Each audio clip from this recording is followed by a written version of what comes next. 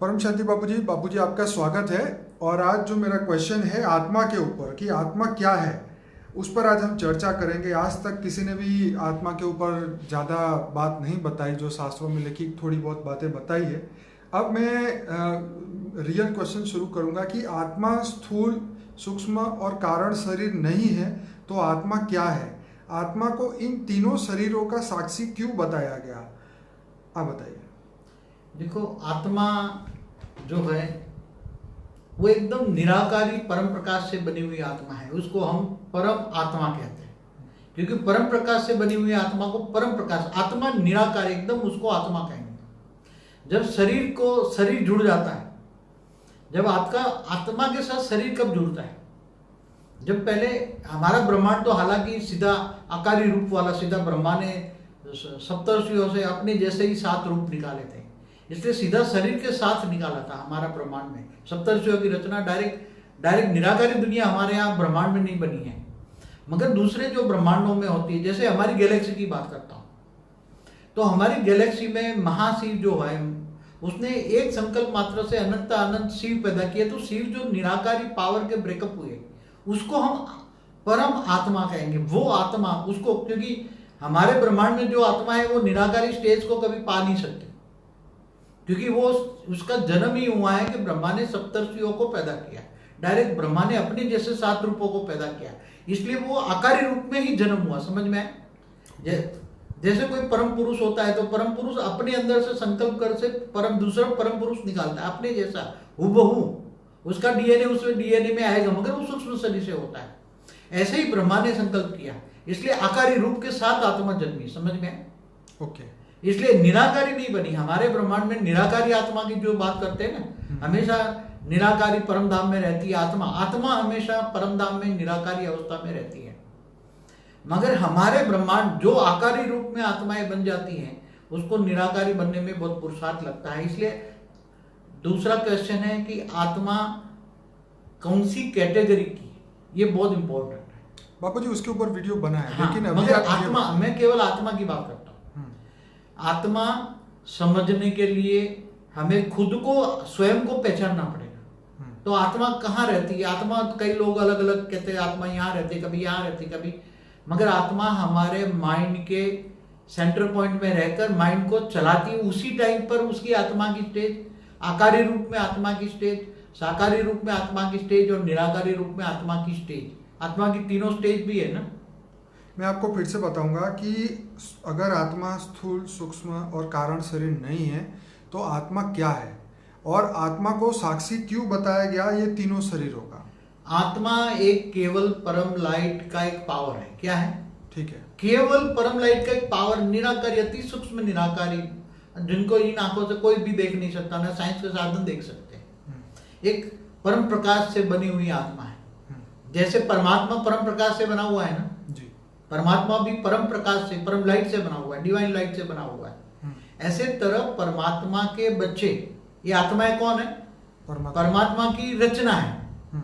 अच्छे शब्द में कहे तो रचना है, या बच्चे, धरती पर हम उसको कहे तो बच्चे हैं, ऊपर में उसको रचना कहेंगे। रचना और रचयिता, तो आत्मा का रचयिता जो परम पिता परमात्मा कहते हैं, तो परम आत्मा जो भी है वो भी परम प्रकाश से है। निराकारी स्टेज को, आत्मा की एकदम निराकारी स्टेज को, उसके साथ कोई भी बाहर का आवरण नहीं होता। समझ में आया? वो केवल परम प्रकाश होता है। वो परम प्रकाश की आत्मा को, निराकारी आत्मा को ही परम आत्मा कहते हैं, और वो उसी को ही आत्मा कहेंगे हम। समझ में आए? इसलिए आत्मा और परमात्मा में कोई फर्क नहीं होता। इसलिए शिवोम भी कह सकते हो, मैं शिव हूं, क्योंकि वो बाप जैसा बाप वैसे बच्चे, निराकारी स्टेज में। हम शिव भी निराकारी स्टेज में ही शिव कह सकते हैं। समझ में आए? क्योंकि सत्यम शिवम सुंदरम कहते हैं ना, तो आत्मा भी सत्यम शिवम सुंदरम है। निराकार की, अभी निराकार के वर्णन में कर रहा हूं। निराकारी जो आत्मा है, परम प्रकाश जब बनती है, वो परम धाम में जाती है। निराकारी आत्मा कभी भी शिवपुरी में भी नहीं रह सकती, न विष्णुपुरी में रह सकती है, न, क्योंकि निराकारी आत्मा बनकर सीधी परम धाम में ही चली जाएगी। इसलिए उसके ऊपर कोई भी आवरण नहीं होता, और तब उसके अंदर सारे गुण होते हैं। निराकारी आत्मा जब होती है, आत्मा निराकारी, तब सारे गुण होते हैं। जो परमात्मा के गुण होते हैं वही सारे गुण आत्मा के अंदर आते हैं। क्योंकि अल्टीमेट तो परमात्मा की संतान है, परमात्मा की रचना है, परमात्मा की बच्चे हैं। इसलिए परमात्मा निराकार, केवल आप कहीं भी रुक नहीं सकते। जाएगी तो अपने कहीं जाना है तो एक सेकंड में निराकारी स्टेज में कहीं भी पहुंच सकती हैं। इसलिए निराकारी स्टेज बहुत बड़ी आत्मा की उपलब्धि है। बाबू जी, आत्मा जब निराकारी थी तब क्या वो सूक्ष्म शरीर और कारण शरीर उस समय कहाँ होते हैं? देखो, हमारे ब्रह्मांड की अलग अलग स्टेजेस बताता हूँ। हमारे ब्रह्मांड के कारण ही तुम्हें समझा सकता हूँ ना कि ब्रह्मांड का निराकारी दुनिया, हमारे ब्रह्मांड की निराकारी दुनिया माना परम धाम, जहाँ परम आत्माएं रहती है। समझ में आए? आत्मा जब निराकार बन जाती है, कोई चाहता मुझे परम धाम जाना है, तो आत्मा जब निराकार बन जाती है तो चली जाती है। तो वो निराकारी दुनिया कहते हैं, परम धाम को निराकारी दुनिया कहेंगे। और इससे नीचे आएंगे तो मूल वतन, जहां से निराकारी से आकारी रूप की शुरुआत होती है, जिसको हम शिवपुरी कहते हैं। शिव और शक्ति का आकारी रूप होता है, पहले शिव निकलता है ना, तो आत्मा के साथ आकारी रूप आया ना। क्यों आया आकारी रूप? आत्मा आकारी रूप में कब आती है? जब जैसे निराकारी रूप सोचता है मैं निराकारी से आकारी बनूं, तो उसका पावर का एक अंश मात्र वो उस आत्मा के बनाकर भेज देता है और आकारी रूप धारण करता है। मेरा क्वेश्चन ये है कि क्या आत्मा जब निराकारी होती है तो उसका सूक्ष्म शरीर और कारण नहीं होता, नहीं होता, कुछ भी नहीं होता। तो कारण शरीर और सूक्ष्म शरीर कब बनता है? सूक्ष्म शरीर, कारण शरीर तो आत्मा के साथ धीरे धीरे आकारी रूप में बनता जाता है। आत्मा जैसे परम प्रकाश से बनी हुई आत्मा है, तो उसका कारण शरीर उसी टाइम पर, जैसे शिवपुरी में आत्मा रहती तो उसका कारण शरीर परम तत्वों का होता है। समझ में? परम तत्वों का शरीर होता है और कारण शरीर, तो ये केवल कारण शरीर होता है, उसको सूक्ष्म शरीर नहीं कहेंगे। जैसे शिवपुरी में पूरी बॉडी 100% परम तत्वों की बनी होती है, शिव और शक्ति की, जिसको आदि शक्ति भी कहते हैं, माँ दुर्गा कहते हैं, जो ब्रह्मा विष्णु शंकर की भी रचयिता है माँ दुर्गा। तो देखो, कारण शरीर, सूक्ष्म शरीर और स्थूल शरीर, ये जो कहाँ कहाँ होती है और क्यों बनती है, उसका भी कई वीडियो में मैंने जिक्र किया है। तो कारण शरीर परम तत्वों का होता है, उसके अंदर आत्मा निराकारी बिंदी बीच में होती है, वो आत्मा कारण शरीर के मतलब परम तत्वों का शरीर होता है। परम आकाश, परम वायु, परम अग्नि की बॉडी होती है, और वो केवल शिवपुरी में होते हैं। और जैसे नीचे उतर के विष्णुपुरी में आते हैं, जिसको वैकुंठ कहते हैं, वैकुंठ, उसमें 50% परम तत्व कम हो जाते हैं और 50% तीन तत्व ऐड हो जाते हैं। 50% तत्व और 50% परम तत्व की बॉडी होती है। तब उसका कारण शरीर के ऊपर सूक्ष्म शरीर आ जाता है। तो वो तो हाई क्वालिटी आत्माओं की बात करते हैं ना। तो बापूजी, जब वो आत्माएं और नीचे गिरती है, जब तीसरे लोक में, स्वर्ग लोक में आती है, तो फिर वो देवताओं समान बन जाती है। हाँ, फिर मैं बताता हूँ कि जैसे शिव शक्ति ने मिलकर विष्णु की रचना की, विष्णु की नाभि से ब्रह्मा निकला। अब ब्रह्मा जब सर्जन करता है ना, तो अपने जैसे कार्बन कॉपी छप जाती है उसकी।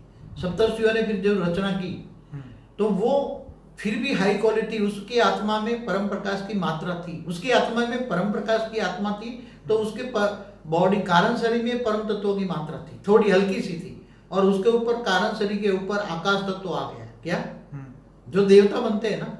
अब ब्रह्मापुरी से ऊपर के नीचे के लोक में आओ, जैसे नीचे ब्रह्मापुरी तो सत्य लोक है, इससे नीचे आते हैं, जैसे महालोक, जनलोक, तप लोक में आते हैं। तो आत्मा जब ब्रह्मा ने 7 लोक सप्तर्षियों द्वारा 7 लोक पहले बनाए थे, तो उसका संकल्पों द्वारा वो सृष्टि बनाते जाते पावर का ब्रेकअप हो जाता है, और आकारी रूप में जो आत्माएं बनती जाती है, आकारी रूप में सर्जन हुआ, आत्माओं का सर्जन आकारी रूप में, मतलब सूक्ष्म देवता बन गए। क्या बन गए? उसको तो हम, वो हाई क्वालिटी आत्मा है, इसलिए उसको हम परम पुरुष जैसे कहेंगे। क्या कहेंगे? देवता भी नहीं कहेंगे। देवता तो 3 तत्वों की बॉडी होती है, उसकी बॉडी परम तत्वों की होती है, और आत्मा परम प्रकाश की होती है। इसलिए धीरे धीरे, और देवताओं की बॉडी तो उसके अंदर जब धीरे धीरे गिर जाते हैं, वो सर्जन बहुत करती है ना आत्माएं, अपने अंदर से अपने जैसी रचना करती है आकारी रूप में। एक संकल्प किया हजारों पैदा हो गए, एक संकल्प किया लाखों पैदा हो गए, एक संकल्प, जितना संकल्प करो इतना पैदा हो जाएगा।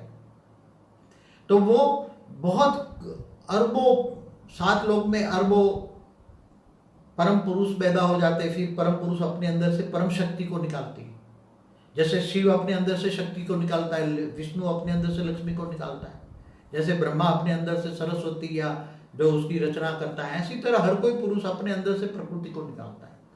तो वो जो रचना नीचे गिरती है वो धीरे धीरे 3 तत्वों में आ गई। अब क्या गई, अब इसके अंदर जो कारण शरीर धीरे धीरे कन्वर्ट, उसके ऊपर लेप चेप लगने लगे। जो उसका जो कारण शरीर था ना, परम तत्वों का था, परम आकाश, परम वायु, परम अग्नि का, उसके ऊपर धीरे धीरे आकाश तत्व लिपट गया। 3 तत्वों में आए तो वहां परम तत्व नहीं होता। वायुमंडल में 3 तत्व होते हैं।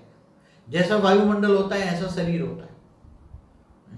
जैसे बोलते हैं जो ब्रह्मांड में है वो शरीर में है, जो पिंड में, पिंड माना शरीर, यथा ब्रह्मांडे तथा पिंडे। बाबूजी यहाँ पे क्वेश्चन ये है कि आत्मा का कार्य क्या है। अब जो भूख प्यास है, फीलिंग है, सोचना है, विचारना है, सब कुछ सूक्ष्म शरीर करता है, तो कारण शरीर क्या करता है? देखो, सब कुछ तो मन करता है ना, मन के कारण शरीर करते हैं ना। कारण शरीर नहीं करता। कारण शरीर द्वारा या सूक्ष्म शरीर द्वारा या स्थूल शरीर द्वारा, शरीरों द्वारा कराता है कौन? मन। मन कराता है ना। बाकी तो ये चाहे कारण शरीर का हो, सूक्ष्म शरीर का हो या स्थूल शरीर का हो, करने वाला शरीर है। शरीर एक साधन है। क्या है? चाहे कारण शरीर है, ये तो कर्मों के कारण कारण शरीर बनता गया। सूक्ष्म शरीर के से अंदर कारण शरीर वो छप अंदर छिप गया। मगर पहले तो खुला था ना कारण शरीर। आप शिवपुरी में जाओ तो कारण शरीर खुल गया ना, उसमें सूक्ष्म शरीर नहीं है उसके अंदर। शिवपुरी में जहाँ शिव शक्ति रहते हैं वहां कारण शरीर ही होता है, सूक्ष्म शरीर नहीं होता। सूक्ष्म शरीर तो देव ब्रह्मापुरी से नीचे आता है। 3 तत्वों का शरीर को हम सूक्ष्म शरीर कहते हैं। और जब मृत्यु लोक में आता है, तब मृत्यु लोक में मनुष्य बनता है, तब 5 तत्वों का शरीर होता है। इसलिए शरीरों का, देखो शरीरों का सर्जन भी क्यों होता है, मैं अति सूक्ष्म बता दूं। देखो, सबसे पहले मन को समझना पड़ेगा। जब पहले मैं दूसरे लोगों की बात बताऊं, जैसे हमारा कोई भी दूसरे ब्रह्मांडों में भी, जैसे दूसरी गैलेक्सियों में दूसरे निराकारी सर्जन होती है, यहाँ तो हमारे ब्रह्मांड में डायरेक्ट आकारी सर्जन हुआ है। जहां निराकारी सर्जन होता है तो निराकारी परम प्रकाश से बनी हुई आत्माएं होती है, परम आत्माएं बन जाती हैं। तो निराकारी से आकारी बनने में बहुत वक्त लगता है।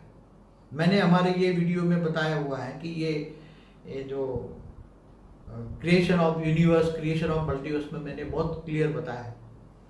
तो निराकारी से आकारी, और आकारी से दिव्य शरीर मतलब देवता वाला शरीर, सूक्ष्म शरीर, और साकारी शरीर, ये सभी जो कब बनता है, क्यों बनता है, कैसे बनता है, ये सभी बहुत अति आत्मा की स्टेज हाई लेवल की होगी तो समझ पाएगी। क्योंकि आत्मा निराकारी से आकारी बनने में बहुत टाइम लगता है। जैसे बीज में से अंकुर निकलता है ना, मूल निकलता है ना, एक वृक्ष होता है, तो वृक्ष तो एक बीज है, जैसे बनियन ट्री है। तो बनियन ट्री का तो ये बीज कितना छोटा होता है, एकदम छोटा होता है। इसमें से अंकुर निकलता है। अंकुर माना मूल निकला ना उसका, बीज में से मूल निकला। तो ऐसे निराकारी से फिर आकारी बनने की प्रोसेस में जब आता है, तो आत्मा निराकारी से आकारी की प्रोसेस में क्यों आती है, एक समझा बड़े रूप से। और उसके अंदर मन क्यों आता है? मन पहले नहीं था। जब पावर की लाइट थी ना, एकदम पावर निराकार एकदम, तो मन नहीं था। वो भाव पहले आत्मा बनी, तब मन नहीं था। परम प्रकाश की आत्मा बनी, जो हाई लेवल की बात कर रहा हूं, हाई लेवल की परम लाइट की निराकारी आत्मा बनी, तब उसके अंदर मन भी नहीं था। ना मन नहीं था तो मन के अंदर बुद्धि और संस्कार होते हैं, बुद्धि के अंदर संस्कार होते हैं। ये सब नीचे जैसे जैसे आत्मा आकारी रूप धारण करती है, ऐसे ऐसे आकारी, फिर सूक्ष्म शरीर, कारण शरीर बनता है, फिर सूक्ष्म शरीर बनता है, फिर स्थूल शरीर बनता है। तो पहले जब बनती है तो मन जो बनने का कारण क्या है? मन। तो आत्मा को एक संकल्प होता है कि मैं निराकारी से धीरे धीरे आकारी बनता जाऊं। तो एक संकल्प होता है, उसको हम मूल स्वरूप कहते हैं। मूल निकला, निराकारी आत्मा में एक संकल्प निकला कि मैं धीरे धीरे आत्मा मतलब आकारी आत्मा बनूं। तो मूल से भी धीरे धीरे अंदर वायुमंडल पैदा होता है। बाबूजी, आपको यहाँ रोकूंगा, हम एक दूसरा पार्ट बनाएंगे और इसी के अंदर आपकी बाकी की कंटिन्यूज करेंगे। तो सभी श्रोताओं को फिर से एक बार रिक्वेस्ट है, इस वीडियो को लाइक करें, शेयर करें, कमेंट करें और ज़्यादा से ज़्यादा लोगों तक पहुँचाएं। इस वीडियो का पार्ट 2 जरूर से देखिए, वो अभी आने वाला है। परम शांति। धन्यवाद बाबू।